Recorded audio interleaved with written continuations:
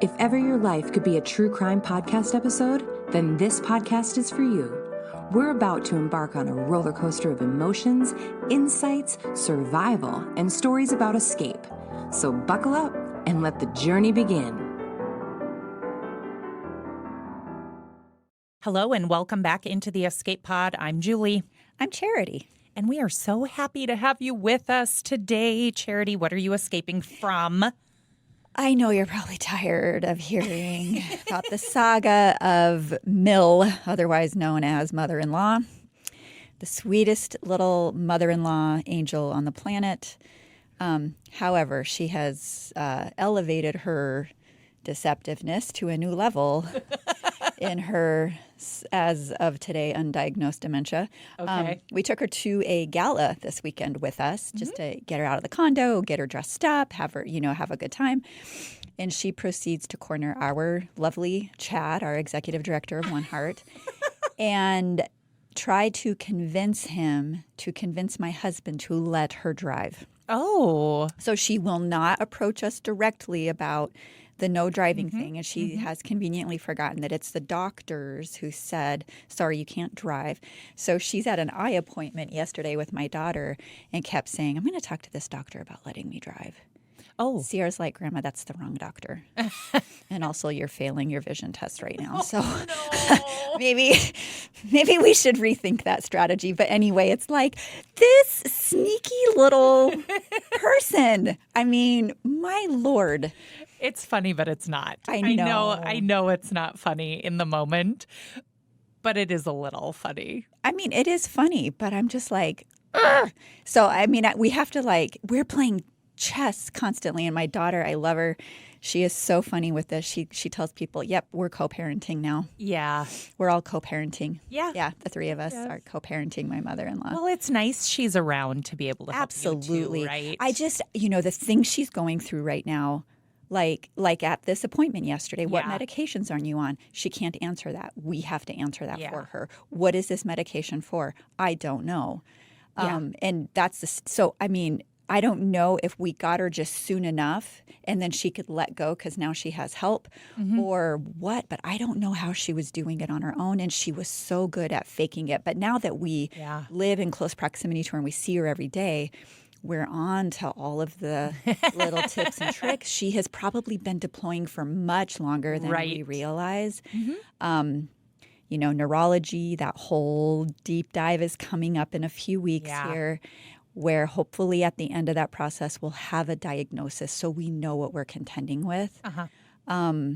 Probably going to be, both news we're waiting for and news we're probably dreading, but we need to know. We don't know what's next for her right now, and it's really hard to plan without that information. So, and it's every day, all day, constant. So, and all three of us, it's wearing on us, but we're just so grateful that she is here and now we know, because you can't deal with your blind spots, right? So now we know.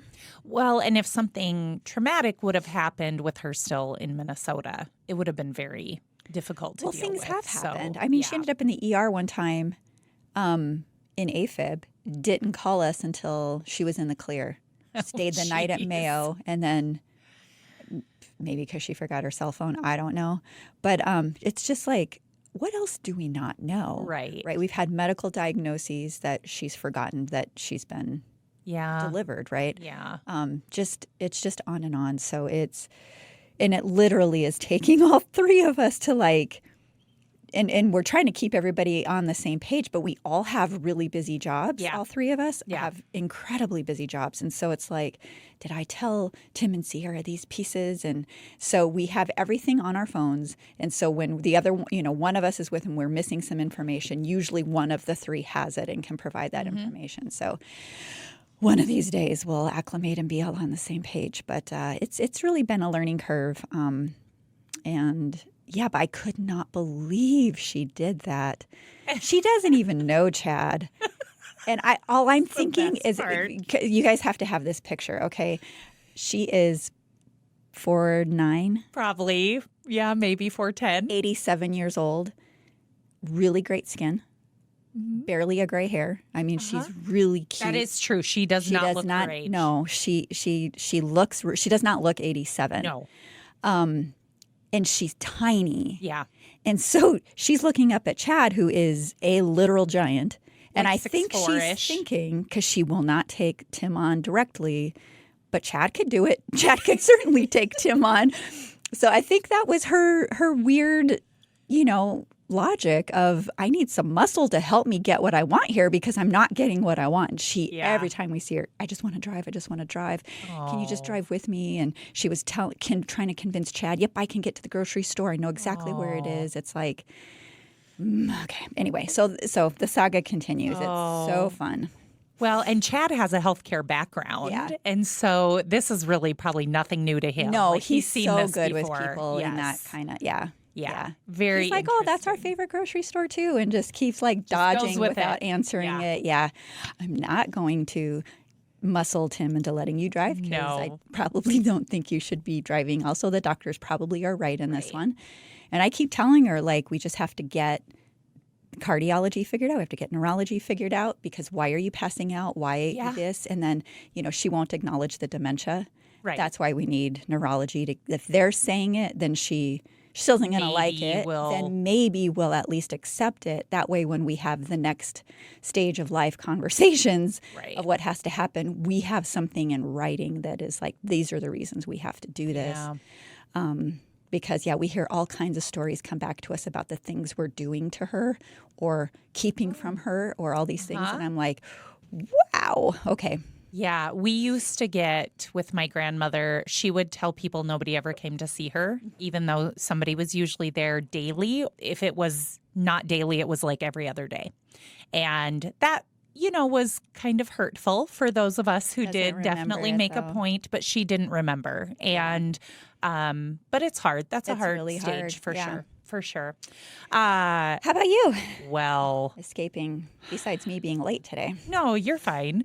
Well, I successfully escaped a very bumpy flight for somebody who hates flying. It was rough. I have witnessed this. She does not. I was really hopeful because my last flight before this past weekend was really quite good. And so I thought, if I have a couple of those, maybe this will subside. Yeah. No. It probably won't be subsiding anytime soon. I think it is probably time for some... Just don't fly over mountains. ...professional help or medication or a combination of the two, which it's so embarrassing to say it. And I did on the way back, I took Dramamine just to basically knock me out because my issue is not feeling like I'm going to throw up on the plane. That has never once have I ever thought, oh my gosh, I'm going to be sick. What goes through my head, and you can call me crazy, I think I'm a little crazy, but I really, when it gets real bumpy, which it was, even people who are frequent flyers were like, ooh, that was... That was a bumpy ride. Shaky. You felt like you were on a roller coaster, which, FYI, I don't really like roller coasters either. So this is just my body gets so tense and my mind immediately goes to, I think I'm going to die today. Yeah. It's no matter it's imminent. The logic, I will keep telling myself, the plane wants to fly, it's designed to fly. I go over in my head all the things people have told me about, the safety stat. In those moments, though, all of that goes out the window. And I'm get me on the ground. I want to be on the ground safely now. And to the point, shout out Susan in Cheyenne. She's probably not a podcast listener. Because I didn't talk a lot about myself. She was very kind. She just kept talking. But she was sitting next to me because I couldn't sit by my family. And I am embarrassed to say this. She let me hold her hand, and I did. Sweet. It was so sweet. In this and day she and was age so of COVID kind. And antisocial behavior. No, she was stay in my lane. Wonderful. That was really sweet. No, she was wonderful. And she was not old enough to be my mom, but she was motherly instincts. Instincts. In fact, she was on the plane with her daughter, but her daughter was a few rows in front of us. And but a big sister or an older... Just a caregiver. Yeah, and her husband is a pilot. And so she was just sharing we're just going over the mountains. You know, it can be bumpy.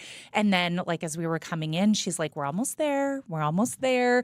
You know, but she was so sweet. And so I'm super grateful for a very kind, compassionate person who recognized, like, I was not faking it. I was terrified. There were tears on one of the flights. I've witnessed this. Yes. It was not good. No. And so it will be a little while before I fly. There was a moment where I thought, I can drive back from Seattle and get to work on Monday. I will figure it out. But the trip was, minus those terrifying moments, was awesome. I got to see some of the best female swimmers in the country compete at NCAA championships, which included my niece, who was 6th in the mile. Just throwing that out there. It was really fun.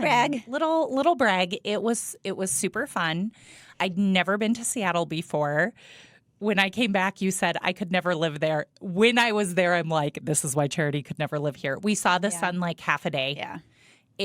But it was beautiful and way more hills than I realized.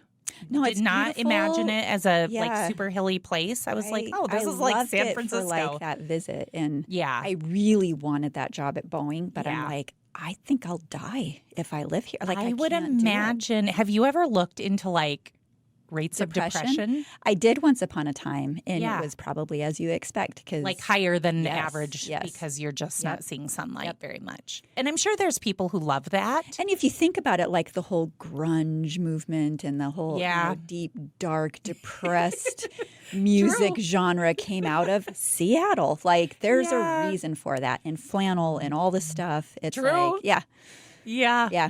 That's hilarious. I did say one day, well, the good news is the UV rating is really low. Like, I didn't ever feel like I had to like douse myself in sunscreen. So I suppose if you had like a sun sensitivity, like that's right up your alley there. Like but vampires or something. I'm sure they love it. Well, I did remember that all of the like Twilight series were set in that part of the country. I'm like, this makes a lot of sense now. Okay. Yeah. It's been a while since I read them, but I did read them. Okay. On to other topics. What is our topic today? Happy topics. It's not happy, right? This is a tale of true crime really that's pretty sad. Very recent, April of 23. Okay. Just a couple of years. This is in the UK, and this is the story of Carol and Stephen Baxter. Are you ready? Sure. You want me to give you some lead-in, or you want me just to go? You just go. Okay. So Carol and Stephen, very well-respected couple in the community of West Mercy in Essex. They were widely known, hard work, dedication, positive impact. They held, like Stephen, he was 61, just to kind of frame up these two. He had a very prestigious role as the global leader for operational risk and assurance at Jones Lang LaSalle. He was very respected in his profession, was known for commitment to his work. His colleagues and friends described him as a diligent and reliable individual who always strived for excellence in everything he did. So everybody had a lot of good things to say about him. His wife, Carol, a little bit older at 64, she was an entrepreneur. Okay. And she had successfully launched her own bathroom accessories company. So-called Casplash. So she was passionate about her business. Like, she worked tirelessly to make sure it was successful. She was very kind and generous, often went out of her way to help others. Aww. And so again, you've got that couple that's just really at the top of their game. Everybody likes them, and we're very admired by a lot of people. So they're in their 60s. They're looking forward to peaceful retirement, like starting to think in terms of that after decades of hard work. They had plans to travel and spend more time with their family, including their daughter Ellie and son Henry and their grandchildren. So they were eagerly awaiting the arrival of their second grandchild. So this was just like a really, they're at the prime of their lives. Yeah. Children are raised, they're empty nesters. Now they have grandchildren ready to end their careers on a good note. Everything was good. You don't usually have the health issues that keep you at home, that type of thing. Yeah. So now we're going to back up a bit to 2012. So what the culmination of what I'm going to tell you ended in 23. Okay. But we're back to 2012. So Carol, for her business, she's needing some IT support. We've been there where we don't have good IT support, and it's like, So I think she just wanted to make a website at the time because her business was really growing and she needed help to, take her business to the next level. So a friend of hers introduces her to an IT consultant by the name of Luke DeWitt. Although a little odd, people in Baxter's sphere chalked it up like typical IT nerd type, like that stereotype. But he was super helpful as an IT consultant, and he soon began spending increasing amounts of time with the Baxters, even in their home. He would even accompany Carol for walks in her gym sessions, and they just became pretty close. They knew this guy for a decade. The Baxter's children noticed he was a little odd, off-putting maybe. Ellie, their daughter, described him as weird, but kind of a nerdy weird. Her parents had taken him kind of under their wing, especially after his father passed away in 2021. Okay. So they knew him for a number of years. His father passed, and then they just kind of adopted him, right? Mm-hmm. He was always helpful, kind. He was involved in local charity work. So even though weird, he had some lots of redeeming qualities. Yep. So Carol suffered from something called Hashimoto's disease. I've heard of it, but I have no idea what it is. I'll tell you. It is an autoimmune disorder, and it affects the thyroid gland, and it leads to hypothyroidism. Okay. And Luke was really into healthcare stuff, and he wanted to help Carol because she was suffering from this. So he connected Carol with a doctor he knew in Florida named Dr. Andrea Bowden. Okay. So again, they're in the UK. His colleague or friend or whomever is in Florida. So Dr. Bowden starts talking to Carol, and she advises Carol on how to treat her thyroid condition, including recommendations on medications and diet and limiting her access to anything stressful, including her family.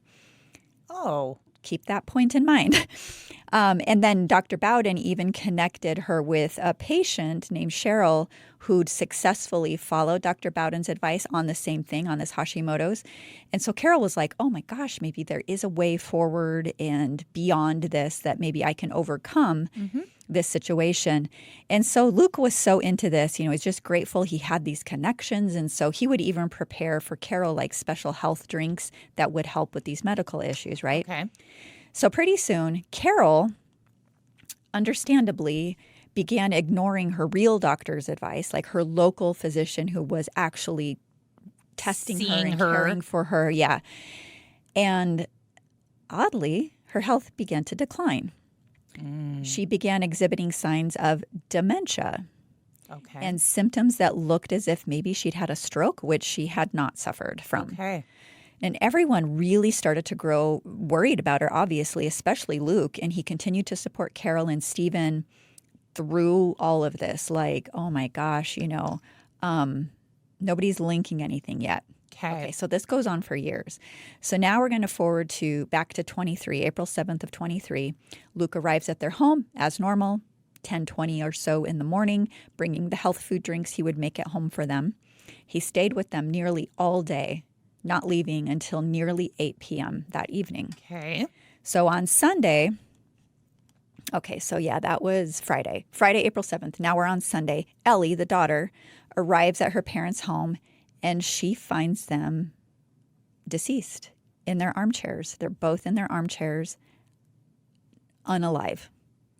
So she calls 999 in the UK, I think it is. And soon after, Luke arrives, and he takes over the call, trying to be helpful, identifying himself as a close friend of the family and suggesting, oh my God, maybe it's a possible gas leak or something as the culprit behind their deaths. So initially, first responders considered perhaps the Baxters died by suicide. Oh. Or possibly an accidental death of some kind. Okay. But, when you're in the field that long, police kind of have a spidey sense. Mm-hmm. Something is up. And they were honing in on this Luke person. Something was off, right? He's nerdy, he's weird, but there's also gut feelings. And always trust your gut. Always, always. It is really should be a science. So they start doing their police thing with a special focus on investigating him. Mm-hmm. And wow, oh wow, did their investigation turn up a treasure trove of interesting tidbits. And then when the toxicology reports came back on Stephen and Carol, it showed lethal doses of fentanyl in their systems.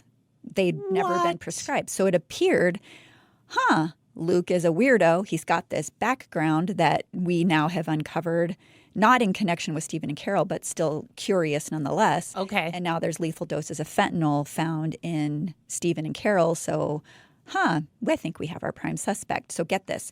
So Luke, as I'm sure you'll be shocked to learn, had a troubled past. Okay. He had a criminal history. He had a history of manipulation. Ooh. He had previously been involved in various digital scams, Okay. including and involving creating fake personas online. Oh. Dr. Bowden, Is Luke. patient Cheryl, Oh my they gosh. were freaking Luke. Yep, all along, with 20 other fake people that Stephen and Carol thought were real. Oh. So this guy My takes the goodness. long game to a whole new level. Years. Yeah, 10 years. So remember those signs of dementia I referenced? Uh-huh.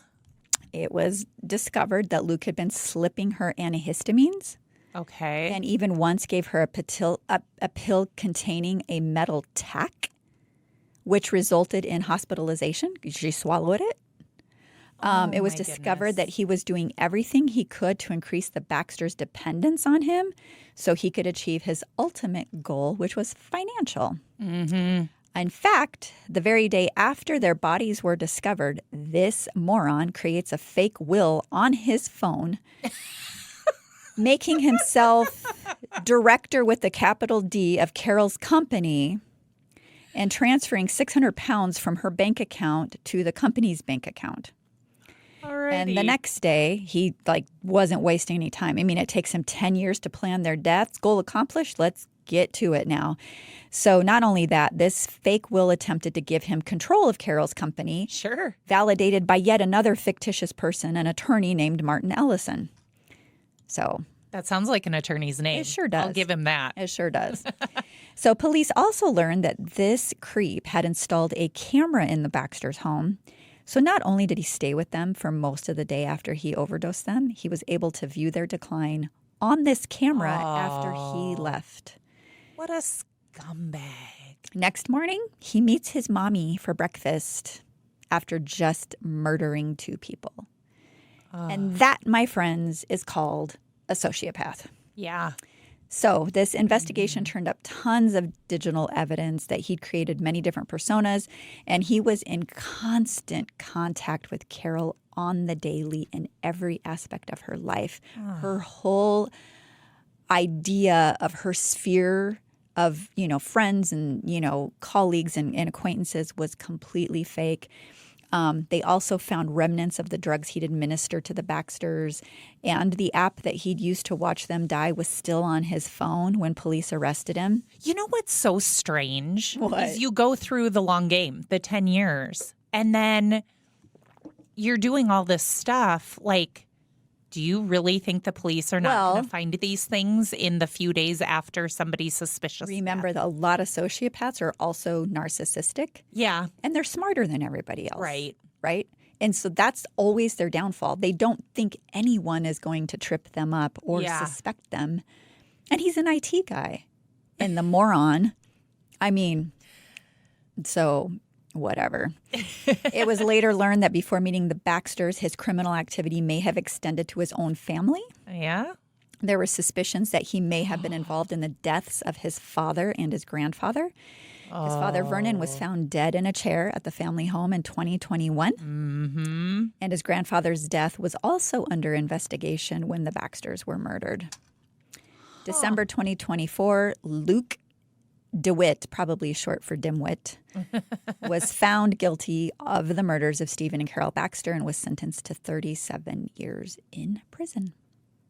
Wow. So this one is a short but not so sweet episode of, and we've talked about this, like in the, what did you call it, the Spygate, where the young kid created all these personas and dragged this other guy along to basically kill him. Yeah. Because he wanted to, attempt suicide and couldn't do it himself. So he had.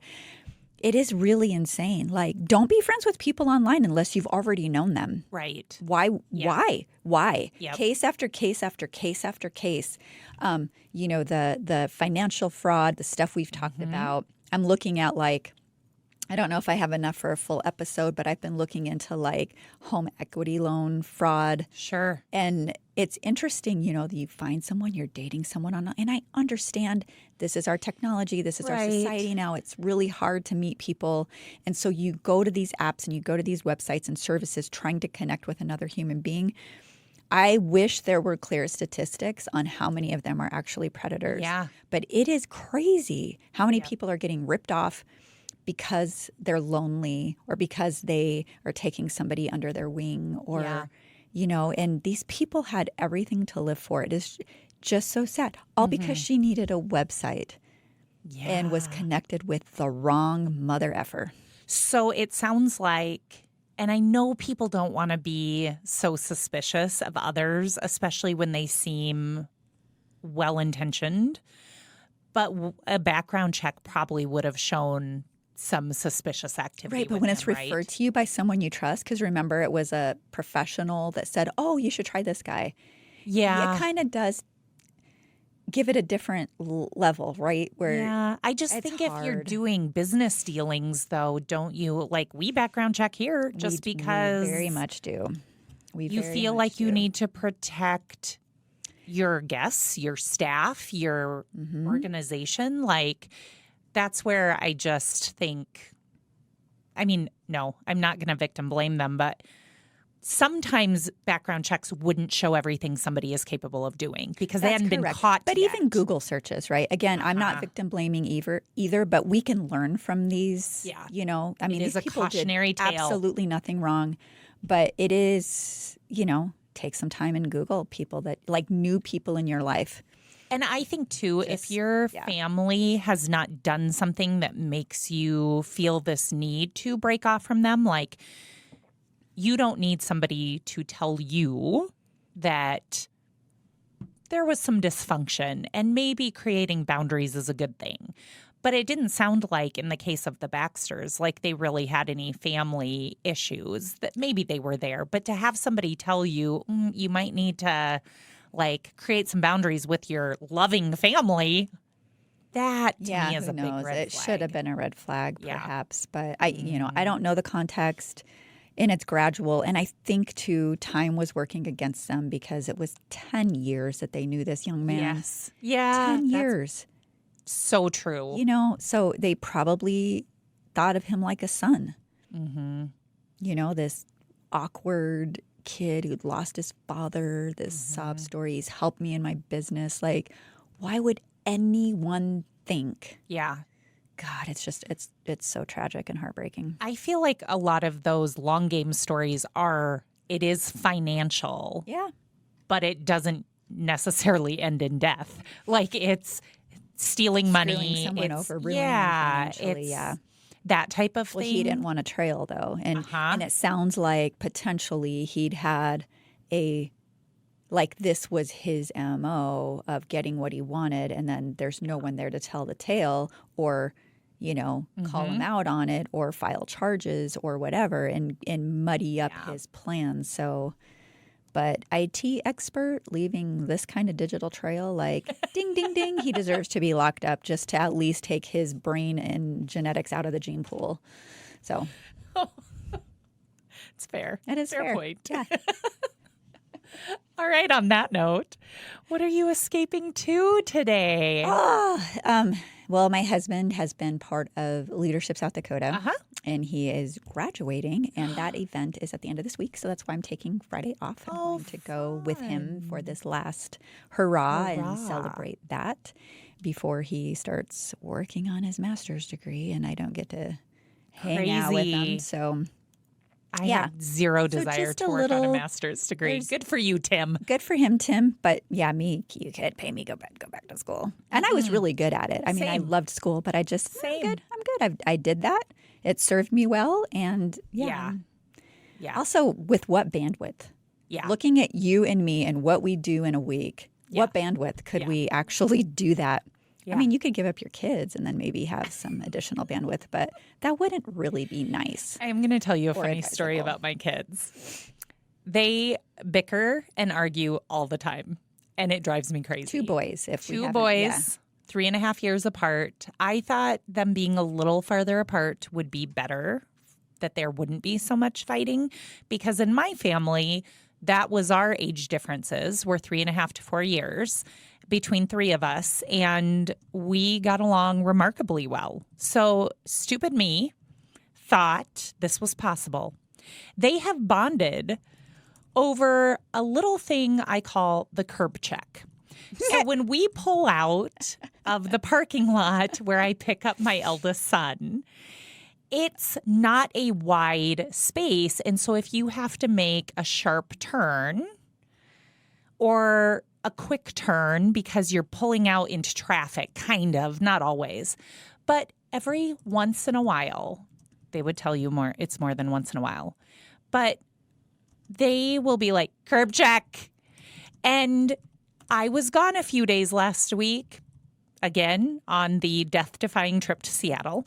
And when I got back, or before I left, they said, Dad's picking us up. That means we won't curb check that curb every time. I was like, I do not do it every time. Thank you very much. Gosh. But at least they're not decided bickering. it's the only thing they agree on is to mock their mother and her driving. And I'm like, hey, I'm the one who will let you drive someday, maybe, but not if you're making fun of me all the time. Well, my kids, so so mean. Well, all 3 of them. My husband, which is like my 3rd child, I guess. Sometimes Jeremy is too. Yeah.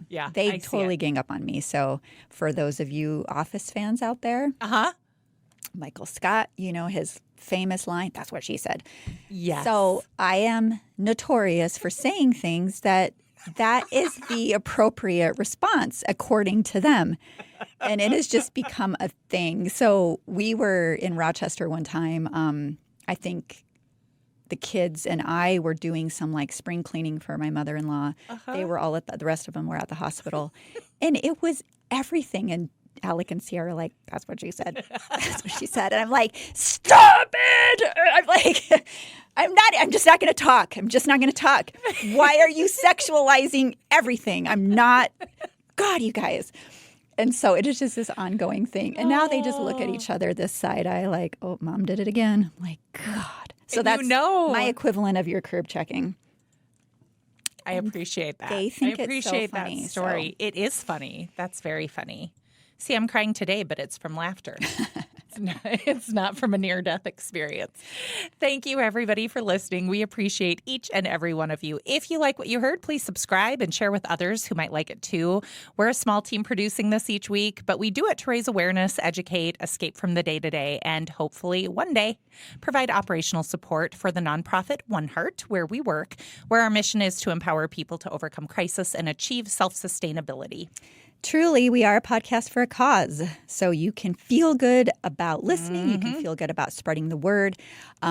Please, please, please subscribe. Like wherever you're listening, if it's on an app, Spotify, Apple, whatever, click subscribe. Yeah. What that'll do is it'll automatically download newly released episodes to your device.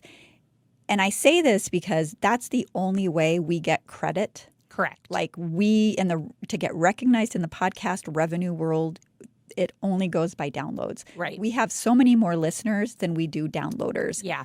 And so therefore we have like almost no revenue at this point. We had some and then it went away and now we're trying to build it back up. So please help us out. I mean, again, it all goes to a good cause. This isn't going to replace Julie and Charity's jobs and have us do this full time. It really is to help support the work at One Heart, which really in the not the podcasting world, the nonprofit space is getting harder and harder and harder to support. And I won't go into all of our outcomes, but holy crap. Are we changing our little corner of the world? Yeah. Like, there's no doubt that the data is backing it up. So it really, really would help us out. Share it with a friend. Have them download. And then I wanted to tell you, too, I was with a friend last night. One of her employees was talking about, hey, I've really been listening to this podcast, and I'm learning so much. And I was like, oh, that was so fun to hear. So it just made me feel really good. You can check us out at our website and learn more about why we do what we do at escapepod.live. If you are a social media person, you can link out to our socials from there. If you have an episode idea or even feedback on something, send those in to justbecause@escapepod.live, or you can share your story of escaping perhaps other fentanyl crazy pusher, sociopaths, fake IT. or any other escape story at escapeartist@escapepod.live. And please consider becoming a patron. There are $2, $5, and $10 monthly tiers, and your patron contributions actually help support the guests going through this amazing transformation process at One Heart. We have some patrons now, but we would love to have more. We are closing the hatch on this episode of the Escape Pod. Remember, trauma may be inevitable, but how you grapple with it is optional. So stay resilient.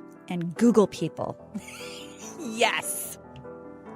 Keep laughing, everybody. Bye.